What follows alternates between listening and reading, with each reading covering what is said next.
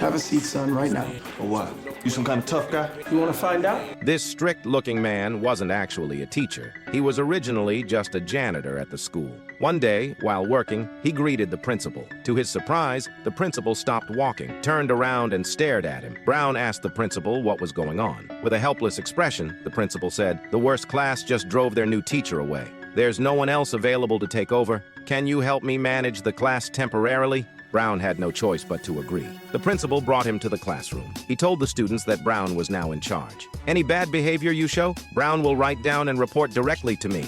Then, since he had an important meeting, the principal thanked Brown and quickly left. As soon as the principal walked out, the students started goofing off and making noise. They completely ignored Brown's presence. Seeing this, Brown immediately told them to sit down, but the students weren't afraid at all. Some even mocked him, saying he was just a janitor. "That doesn't give you the right to boss us around." Brown could only smile bitterly. At that moment, a student asked if he could go to the restroom, but Brown didn't allow it. He told the student, "You'll have to wait until the principal comes back." The student asked again, and the noise in the classroom grew louder. Brown didn't want to tolerate it any longer. He stood up once more and warned them to return to their seats. Then, a nearby student said, "If you let me go to the restroom, I'll make them all sit down." Brown refused without hesitation. He warned them again, but the students didn't listen. Instead, they shouted, "You're not a teacher! We're not listening to some janitor!" That's when Brown finally snapped. He walked right up to the student and said coldly, "Say that again." The other students didn't try to stop it. In fact, they encouraged the confrontation.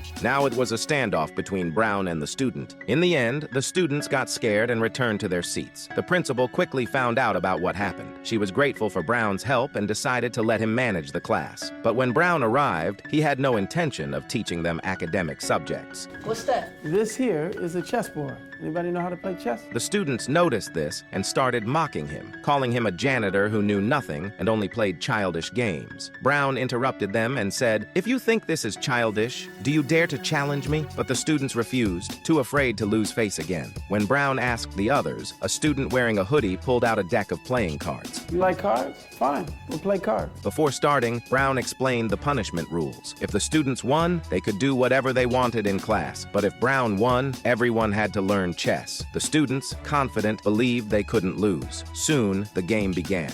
You know the game, Find the Red Ace? Huh? My name is Peter Paul. I come from Montreal. Came to play 'em all. I've broken hipsters and slicksters, elbows and a-holes. Your name is Peter what? Go ahead and pick the one you like.